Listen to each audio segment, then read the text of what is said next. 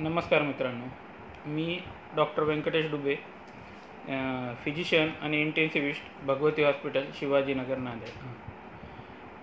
भगवती हॉस्पिटलचा माझा तुमचा परिचय जुनाच आहे. भगवती हॉस्पिटलमध्ये आपल्या वेगवेगळ्या सुविधा आहेत, वेगवेगळे स्पेशलिस्ट आहेत. नांदेडमधले एक आपले well known multi specialty hospital आहे. आपल्याकडे डॉक्टर विपिन भांगडिया हृदयरोगतज्ञ आहेत, जे 2D echo, treadmill, angiography, angioplasty, pacemaker ह्या कार्डियक प्रोसिजर करतात. आपल्याकडे फिजिशियन डॉक्टर अंकुश देवसरकर, मी doctor Vyankatesh Dubey, doctor Rahul Deshmukh, doctor Shrinivas Sangnor आहेत. आपल्याकडे अस्थिरोगतज्ञ डॉक्टर गोविंद शिंदे सर आहेत, त्या स्पाईन सर्जन पण आहे. आपल्याकडे स्त्रीरोगतज्ञ doctor Shubhangi Deosarkar sir madam आहेत. आपल्याकडे neuro physician doctor Nishikant Eklare sir आहेत. आपल्याकडे सर्जन एकलारे मॅडम आहे, ज्या की ब्रेस्ट सर्जन आणि ॲनोरेक्टल आहे.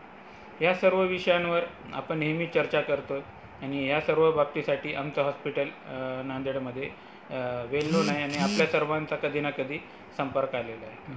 पण आत्ता एक नवीन गोष्ट जी नव्याने जाणवली ती म्हणजे आपल्याला एक नवीन समस्या निर्माण झाली. ती आपल्या तालुक्या जिल्ह्यापुरती मर्यादित न राहता पूर्ण वैश्विक समस्या होती. ती म्हणजे करोनाची समस्या होती. नांदेड आणि आसपासचा एरिया, मुखेड, देगलूर, लोहा, कंधार इकडे रुग्णांची खूप प्रचंड वाढ झाली. इथे एकही खाजगी रुग्णालय नव्हतं. आपल्या मनात बऱ्याच शंका होत्या. जसे तुमचे बरेच गैरसमज आहेत, डॉक्टरांचे पण गैरसमज होते. ही मनात भीती होती की हॉस्पिटल काढलं तर डॉक्टरांना करोना होईल का, आपल्या कर्मचाऱ्यांना करोना होईल का, झालं तर त्यांच्या कुटुंबाचं कसं, असे असंख्य प्रश्न होते. अशा असंख्य प्रश्नावर मात करून तुमच्या सर्वांच्या आशीर्वादाने आम्ही एक जॉईंट हॉस्पिटल तयार केलं, जे आशा भगवती कोविड केअर म्हणून आम्ही सुरुवात केली. यामध्ये भगवती हॉस्पिटलचे संचालक डॉक्टर देवसरकर सर, मी डॉक्टर डुबे, आशा हॉस्पिटलचे संचालक डॉक्टर कोळेकर, फिनिक्स हॉस्पिटलचे संचालक डॉक्टर आनंद सूर्यवंशी, नवोदय हॉस्पिटलचे संचालक डॉक्टर श्याम दवणे, सर्वांनी मिळून एक आशा भगवती कोविड केअर नावाचा नवीन उपक्रम चालू केला. आणि त्यामुळे मी 6 महिने सतत करोनाच्या रुग्णाशी निदान, उपचार, कॉम्प्लिकेशन, त्यांच्या समस्या यांच्याशी निगडीत आहे. म्हणून मला असं वाटलं की बाबा, जे गैरसमज आहेत आपण सर्वांशी चर्चा करावं, जेणेकरून सर्वांचे प्रश्न सुटण्यास पण मदत होईल. आजचा आपला टॉपिक आहे कोविड-19 या आजारावरील गैरसमज हे चर्चा होणं फार गरजेचं आहे. कारण गैरसमज हे प्रादुर्भाव कसा होतो, तो प्रिव्हेंट कसं करावं याच्या संबंधित आहे. गैरसमज काही निदान कसं होतं याच्या संबंधित आहे. आपण ऐकतो की बाबा ही टेस्ट निगेटिव्ह होती, हे पॉझिटिव्ह होतं, तरी करोनाची ट्रीटमेंट केली, बरोबर आहे. तर करोनाच्या उपचाराशी निगडीत पण तुमच्या मनात बऱ्याच समस्या आहेत. त्याच्यानंतर करोनाचे कॉम्प्लिकेशन, करोनाचा होणारा खर्च ह्या देखील संबंधित तुमच्या मनात बऱ्याच प्रश्न आहेत. त्यानंतर करोनाच्या पेशंटची घरी गेल्यावर किंवा होम आयसोलेशननंतर घरी गेल्यानंतर काय काय करावं ह्या संदर्भात देखील बऱ्याच समस्या आहेत. तर आपण थोडक्यामध्ये ह्या सर्व शॉर्टमध्ये डिस्कस करण्याचा प्रयत्न करू. सर्वात प्रथम की करोनाचा प्रादुर्भाव आणि प्रसार कसा होतो. करोनाचा प्रादुर्भाव श्वसनामार्फत होतो. हा श्वसनामार्गे हा मेन रूट आहे, बरोबर आहे. आणि दुसरं तो कॉन्टॅक्टद्वारे पण होतो, त्याचप्रमाणे तो लघवीद्वारे, विष्टेद्वारे पण होऊ शकतो. कॉन्टॅक्टनुसार होणारा संपर्क, आपण कॉन्टॅक्ट टाळणे, हस्तोंदोलन टाळणे, क्राउडिंगच्या ठिकाणी न जाणे या गोष्टींनी टाळू शकतो. टॉयलेट विष्टेमार्फत होणारा तुम्ही सार्वजनिक शौचालयाचा वापर न करता टाळू शकता. पण मेन जो प्रसार आहे तो श्वसनामार्फत होणारा प्रसार आहे. तर याला टाळण्यासाठी आपल्याला मास्कचा वापर करावा लागतो. क्राउडिंग प्लेसेसमध्ये जाणं टाळा आणि घराच्या बाहेर जास्त पडणं टाळलं पाहिजे. आणि आता आपल्या मनात बरेच गैरसमज आहेत की मास्कबाबत, की कोणते मास्क वापरायला पाहिजे आणि आपण कसं ते श्वसनाद्वारे होणारा प्रसार थांबवला पाहिजे. आणि मास्क जर तुम्ही हॉस्पिटलमध्ये आरोग्य विभागाशी निगडीत आहात, करोना पेशंटशी डायरेक्ट निगडीत आहात, तर तुम्ही N95 मास्कच वापरला पाहिजे. N95 आणि जे करोना ICUमध्ये काम करतात त्यांनी N95 मास्क वापरला पाहिजे. पण जर तुम्ही डायरेक्ट पेशंटशी निगडीत नाही, तुम्ही दुकानावर जाता किंवा बाहेर जाता, अशा गोष्टीसाठी तुम्ही साधा कापडी मास्क पण वापरू शकता. कपड्याचे मास्क देखील 1 लेअर 2 लेअर मार्केटमध्ये मिळतात. तर हे मास्क किती वेळेस वापरला पाहिजे. आयडियली कोणताही मास्क एकदाच वापरला पाहिजे आणि त्या मास्कला स्पर्श झाल्यानंतर त्या मास्कचा वापर नाही केला पाहिजे. सुरुवातीला N95 मास्क खूप महाग होते, 300-350 होते. एक मास्क आपण ॲट अ टाईम 5 मास्क वापरायचो, एक वाळू घालायचो, तो नंतर 5 दिवसांनी वापरायचो. असं 5 मास्कचा सेट करून तो 5 दिवस वापरायचो, मग पुढले 5 दिवस नंतर पुन्हा तो सेट सुरू करायचो. पण आयडियली एक मास्क एक वेळाच वापरला पाहिजे. आणि आता बऱ्याचपैकी N95 मास्कच्या किमती कमी झाल्या आहेत. त्या 60-65 300 रुपयापासून 60-65 रुपयापर्यंत आल्या आहेत. आणि जर तुम्ही डायरेक्ट रुग्णाशी निगडीत नसताल तर N95 मास्कच तुम्हाला प्रोटेक्टिव्ह आहे, अशातला भाग नाही. दुसरं की आता आपले करोनाचा प्रतिबंध कसा करावा ह्याबद्दल पण आपल्या मनात बऱ्याच शंका, कुशंका, गैरसमज होते. तर प्रतिबंध करण्यासाठी सगळ्यात महत्त्वाचं आहे जीवनपद्धती. हे तुम्ही एक्झर्शन टाळा, तुमचं व्यायाम, योगा चालू ठेवा. शुगर, BP, हार्ट, तुम्हाला जर कोमॉर्बिडिटी असतील त्याचा व्यवस्थितशीरपणे उपचार घ्या. शुगर कंट्रोलमध्ये ठेवा. हे करोनासाठी फार आटमोस्ट इम्पॉर्टंट गोष्ट आहे.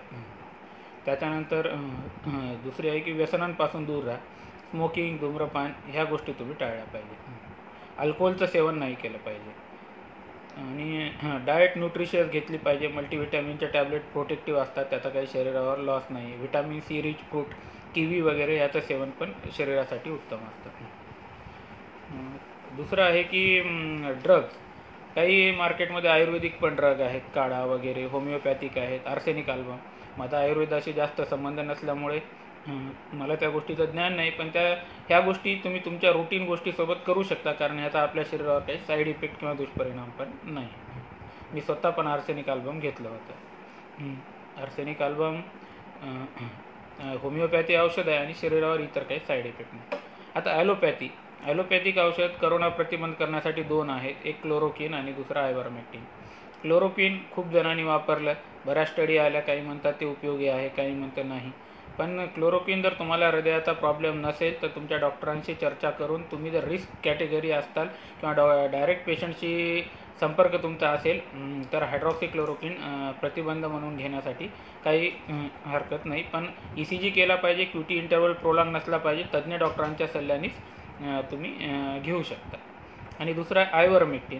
जर हृदयाचा त्रास असेल किंवा तुम्ही स्वतः डॉक्टरांच्या कन्सल्टेशनशिवाय तुम्ही जर चालू करणार असाल तर तुम्ही आयव्हरमेक्टिन ही गोळी घेऊ शकता. क्लोरोक्विनपेक्षा आयव्हरमेक्टिनचे शरीरावर होणारे साईड इफेक्ट्स कमी आहेत. आणि प्रतिबंध करण्यासाठी आत्ता गव्हर्नमेंटनी रिकमेंड केलेलं औषध म्हणजेच आयव्हरमेक्टिन. आता दुसरं आहे, आता करोनाच्या निदानासंबंधी काय गैरसमज आहेत. करोनाची निदानासंबंधी प्रचंड गैरसमज आहेत, जनरल पब्लिकमध्ये देखील आहेत की करोनासाठी टेस्ट वापरतात, अँटीजन टेस्ट करावी का, तर निगेटिव्ह होता, मग डॉक्टरांनी CT स्कॅन बघून करोनाची ट्रीटमेंट दिली. बरोबर आहे. रक्ताच्या तपासण्या करतात, त्या का करायच्या, CT स्कॅन का करायचा. तर ह्याच्यावर आपण थोडक्यामध्ये डिस्कशन करू. अँटीजन टेस्ट ही आपण स्क्रीनिंग टेस्ट म्हणून वापरतो. जर आपल्याला लक्षणं असतील, लवकर रिपोर्ट पाहिजे असेल, अँटीजन टेस्टचा फायदा आहे ती कोविडचं अँटीजन डिटेक्ट करतो. तो कोविडचा सरफेसवर असणारा ग्लायकोप्रोटीन किंवा न्यूक्लिओकॅस्पिड दोन्ही अँटीजन तो डिटेक्ट करतो. पण अँटीजन टेस्टचा फायदा आहे, कमी किमतीत आहे, 300 ते 600 रुपयामध्ये होते, अर्ध्या तासात होते. म्हणून जेव्हा तुम्हाला जास्त रुग्णाची तपासणी करायची आहे, आपण अँटीजन टेस्टचा वापर करतो. जसं की पूर्ण व्यापाऱ्यांची स्क्रीनिंग करायची किंवा हॉस्पिटलच्या कर्मचाऱ्यांची स्क्रीनिंग करायची, बँकेतल्या कर्मचाऱ्यांची करायची, तेव्हा RT-PCR पॉसिबल नाही, आपण अँटीजन टेस्टचा वापर करतो. अँटीजन टेस्टचा फायदा कमी किंमत आणि कमी वेळात होतो हा आहे. तरी पण एक तोटा आहे की त्याची सेन्सिटिव्हिटी फार जास्त नाही आहे. रिपोर्टिंग टाईम अर्धा तास आहे आणि सेन्सिटिव्हिटी 30 ते 50% आहे. म्हणजेच काय, 100 रुग्णाला जर करोना झाला तर ही टेस्ट फक्त 50च पेशंट डिटेक्ट करते. 50 पेशंट करोना असूनही निदान होणार नाही.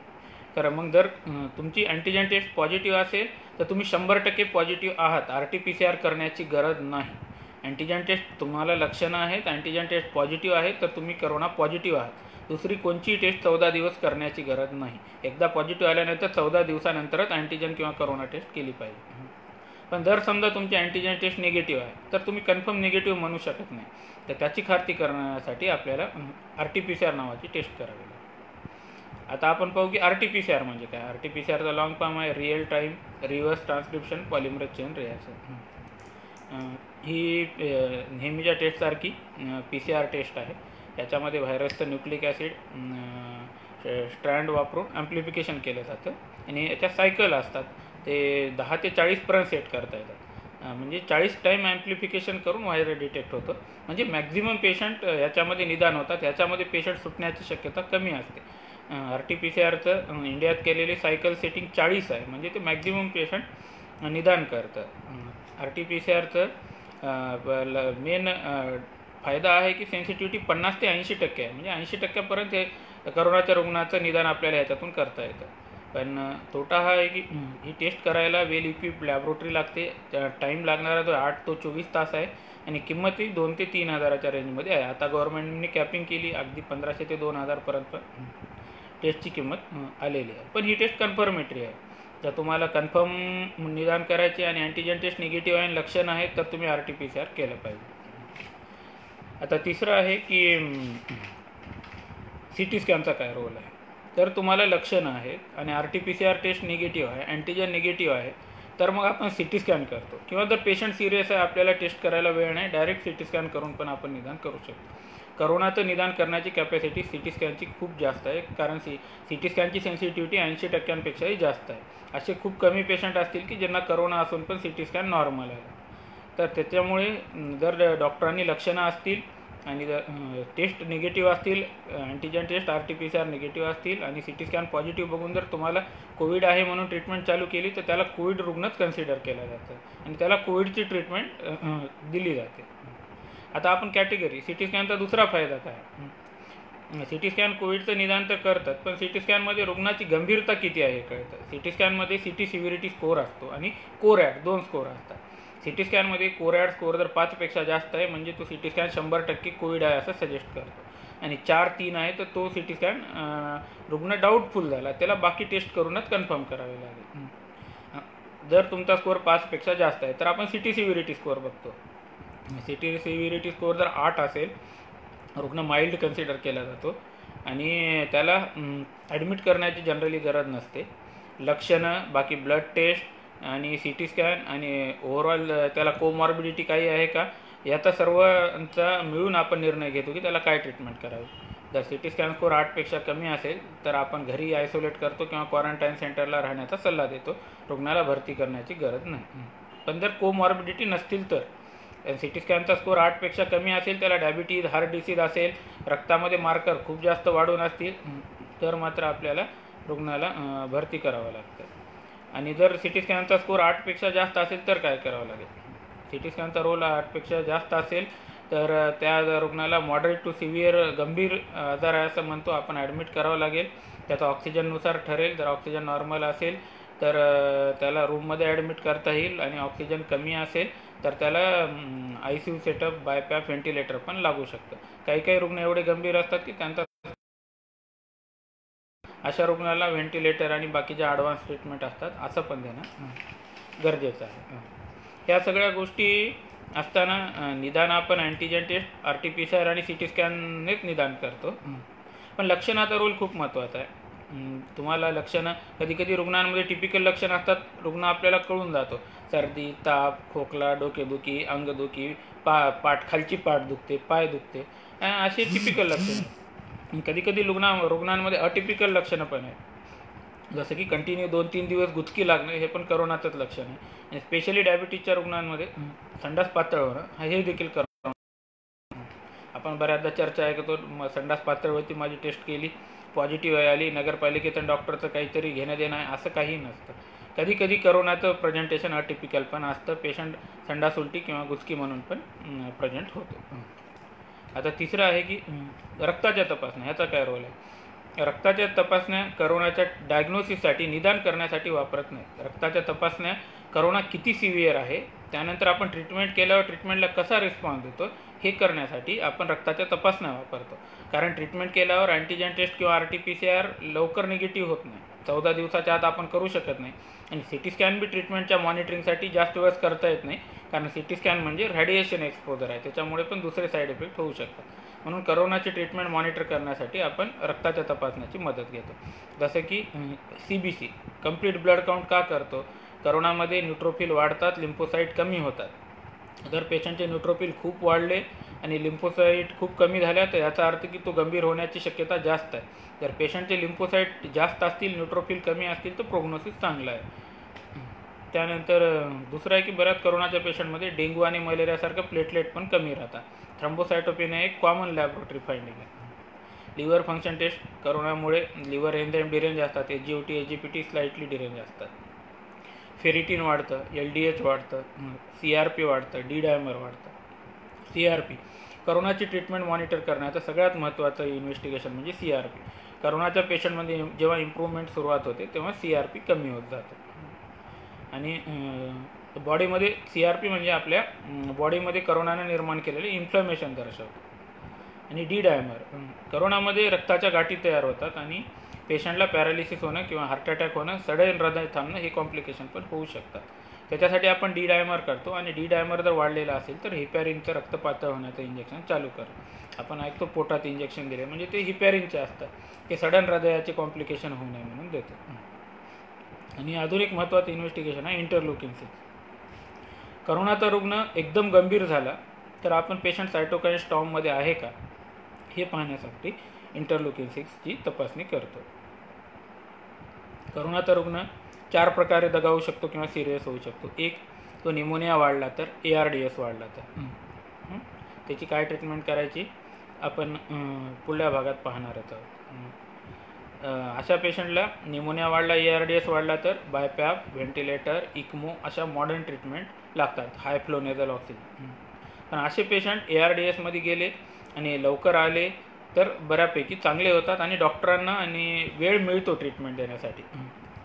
कारण ARDSचा पेशंट बायपॅप, इन्व्हेझिव्ह व्हेंटिलेटर, हाय फ्लो नेझल ऑक्सिजन ह्या मॉडॅलिटी आपण ट्रीटमेंट देऊ शकतो.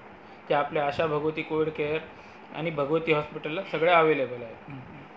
दुसरं पेशंट सिरियस होतो सायटोकाईन स्टॉर्ममध्ये. सायटोकाईन स्टॉर्ममध्ये म्हणजे कोरोना मुळे आपल्या शरीरात एवढं इन्फ्लमेशन जास्त होतं की CRP खूप वाढतो आणि सायटोकाईन्स तयार होतात. तर असे पेशंट एकदम ऑक्सिजन डिसॅच्युरेट होतात. आदल्या दिवशी एकदम नॉर्मल ऑक्सिजन, दुसऱ्या दिवशी 60-70 म्हणजे सायटोकाईन स्टॉर्म असतो. आणि हे जर तुमचं फेरिटिन आणि IL-6 जर ॲट अ टाईम वाढलेला असेल आणि पेशंट खूप क्रिटिकल होत असेल तर तो पेशंट सायटोकाईन स्टॉर्ममध्ये असतो. याचा पण आपल्याला उपचार करता येतो. याच्यासाठी आपल्याला 42,000चं जे इंजेक्शन म्हणतात टॉक्लिझुमॅब देता येतं. तिसरा पेशंट जो सिरियस होतो तो म्हणजे कोॲग्युलोपॅथी. आणि कोॲग्युलोपॅथीमुळे पॅरालिसिस होणं किंवा हार्ट अटॅक येणं किंवा सडन हृदय थांबणं किंवा कार्डियाक अरेस्ट हे कॉम्प्लिकेशन होतात. कोॲग्युलोपॅथीचं कार्डियाक अरेस्ट हे एक असं कॉम्प्लिकेशन आहे जे आपल्याला काहीच करता येत नाही. ते अनएक्सपेक्टेड कॉम्प्लिकेशन आहे. पेशंट सडन दगावतो, तो रुग्णालयात पण दगावू शकतो किंवा रुग्णालयातून सुट्टी केल्यावर 1 महिन्याच्या आत पण दगावू शकतो. आणि त्याच्यामुळेच रुग्णालयातून सुट्टी केल्यानंतर रक्तपातळ होण्याच्या इंजेक्शननंतर की रक्त पातळ होण्याच्या गोळ्या डॉक्टर 1 महिन्यासाठी तुम्हाला ॲडवाईज करतात. त्या D डायमर वाढलेला असेल किंवा तुमच्यामध्ये काही रिस्क फॅक्टर असतील तर. आणि चौथं एक कारण आहे सिरियस होण्याचं सेकंडरी इन्फेक्शन. डायबिटीज असेल तर असोसिएटेड युरोसेप्सिस किंवा दुसरं बॅक्टेरियल इन्फेक्शन सेकंडरी झालं तरी पेशंट सिरियस होऊ शकतो. अशा केसेसमध्ये आपल्याला हायर अँटीबायोटिक द्याव्या लागतात. आता कोरोनाचे जे ॲडमिशन क्रायटेरिया आहेत मी जसं सांगितलं, कोरोनाचं होम आयसोलेशन करू शकतो किंवा क्वारंटाईन सेंटरला आयसोलेशन करू शकतो. आणि तिसरं असतं हॉस्पिटलमध्ये हॉस्पिटलायझेशन. सुरुवातीच्या काळात कसं होतं, कोरोनाची एवढी भीती होती, जर घराच्या कोणाही एका माणसाला झालं, त्याला काही लक्षणं जरी नसतील तर ते रुग्ण डॉक्टरांना ॲडमिट करण्यासाठी आग्रह करायचे. आणि तेव्हा बेडचं शॉर्टेज होतं, खूप सारे रुग्ण वाढले, हॉस्पिटल कमी होते. पण आता आपल्याला बऱ्यापैकी आपल्या मनातून कोरोनाची भीती कमी झाली आहे. जर तुम्हाला लक्षणं नसतील, रिस्क फॅक्टर नसतील, ब्लड इन्व्हेस्टिगेशन चांगलं असेल, CT स्कॅन चांगला असेल तर ॲडमिट होण्याची गरज नाही. आणि दुसरं आहे क्वारंटाईन सेंटरला क्वारंटाईन होणं. जर तुम्हाला घरी कोणाच्या सेपरेट राहण्याची फॅसिलिटी नसेल, घरचे खूप जास्त माणसं अफेक्टेड झाले असतील, मोठी फॅमिली असेल तर चांगलं आहे की क्वारंटाईन सेंटर जसं की नांदेडला पंजाब भवन, NRI भवन अशा ठिकाणी क्वारंटाईन होणं. आणि तिसरं आहे की हॉस्पिटलायझेशन. जसं मी सांगितलं, CT स्कॅनमध्ये CT सिव्हिरिटी स्कोअर 5-6 जास्त आहे, कोमॉर्बिडिटी आहेत, CRP, फेरिटिन, LDH वाढलेला आहे, अँटीजन टेस्ट RT-PCR पॉझिटिव्ह आहे, लक्षणं सगळे आहेत, तर लवकरात लवकर डॉक्टरच्या सल्ल्याने भरती होऊन ट्रीटमेंट घेणं गरजेचं आहे. म्हणजे ॲडमिशन करायला एकच क्रायटेरिया, फक्त टेस्ट पॉझिटिव्ह आहे हाच नाही किंवा CT स्कॅन नाही, फक्त कोमॉर्बिडिटी आहे असं नाही, फक्त वय नाही किंवा लक्षणं नाही, ह्या सगळ्यांचा कंबाईन विचार करून आपण ॲडमिट करायचं का नाही याचा निर्णय घेऊ शकतो. समजा 80 वर्षाचे आजोबा आहेत, RT-PCR पॉझिटिव्ह आहे, पण CT स्कॅन चांगला आहे आणि CRP खूप वाढला आहे, 80 वाढला आहे, D-डायमर वाढला आहे, CT स्कॅन जरी नॉर्मल असला, ऑक्सिजन जरी नॉर्मल असला, तर आपण ॲडमिट करायचा निर्णय घेऊ शकतो. तेच जर एक यंग मुलगा आहे, त्याचं CRP D-डायमर वाढलं आहे, डायबिटीज नाही, हायपरटेन्शन नाही, तर अशा पेशंटला आपण होम आयसोलेशन किंवा क्वारंटाईन सेंटरच्या आयसोलेशनला पण करू शकतो. तर ॲडमिट होण्यासाठी वय हाही एक महत्त्व.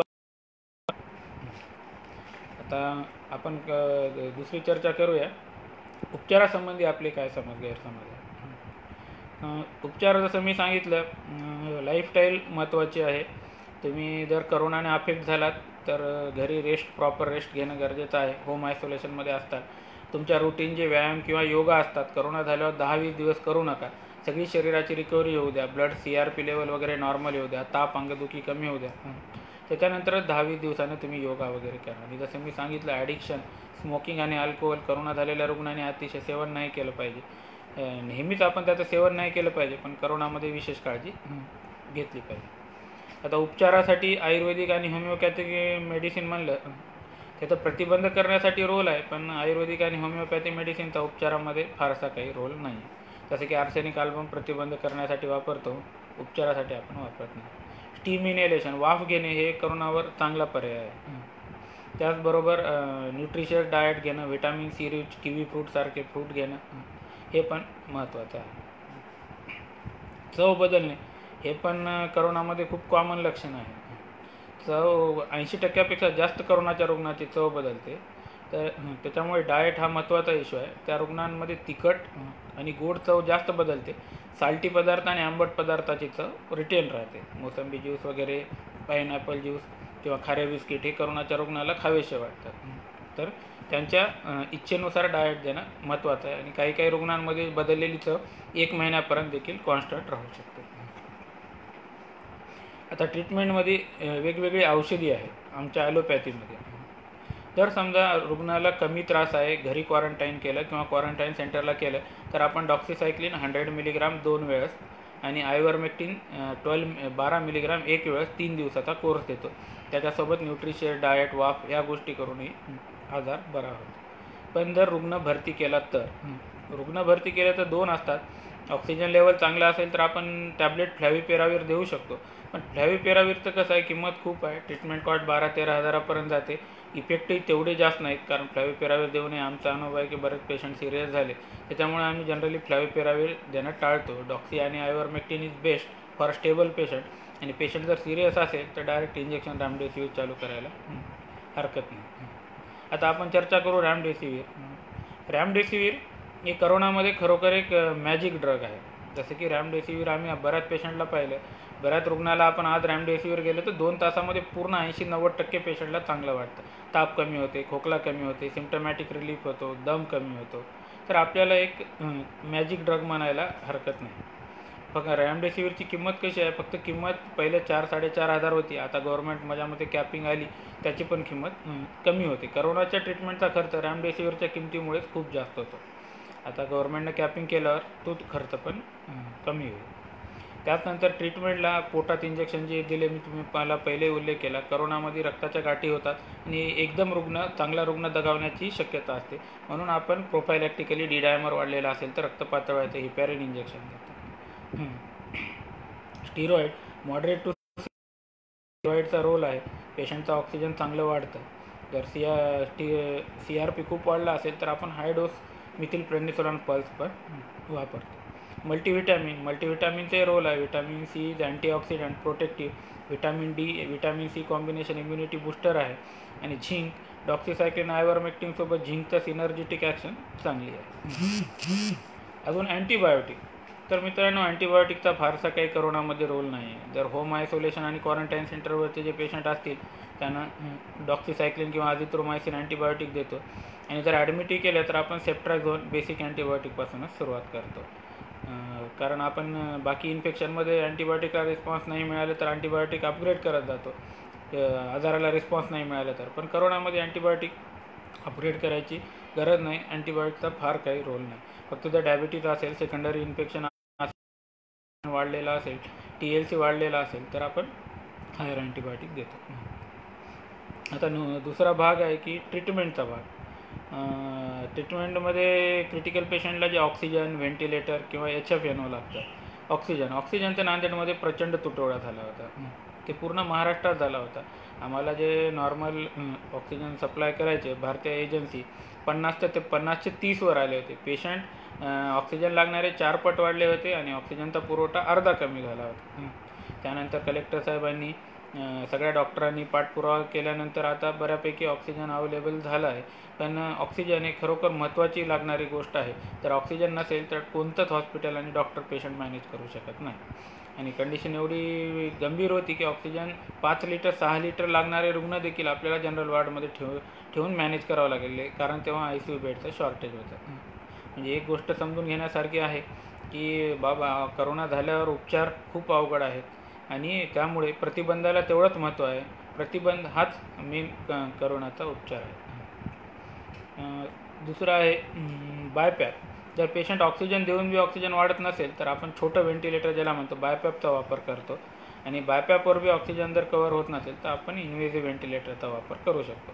करोनाच्या बऱ्याच रुग्णामध्ये हॅपी हायपॉक्सिया राहतो. म्हणजे काय, पेशंटला काहीच नसतो. पेशंट चालतो, बोलतो, जेवतो, हिंडतो, काहीच नसतं. ताप 7-8 दिवसाखाली येऊन गेला, मला स्वॅब टेस्ट करायची गरज नाही, मला काही त्रास नाही. पेशंट असा येतो, ऑक्सिजन चेक केलं तर 90 किंवा 85 ऑक्सिजन असतं.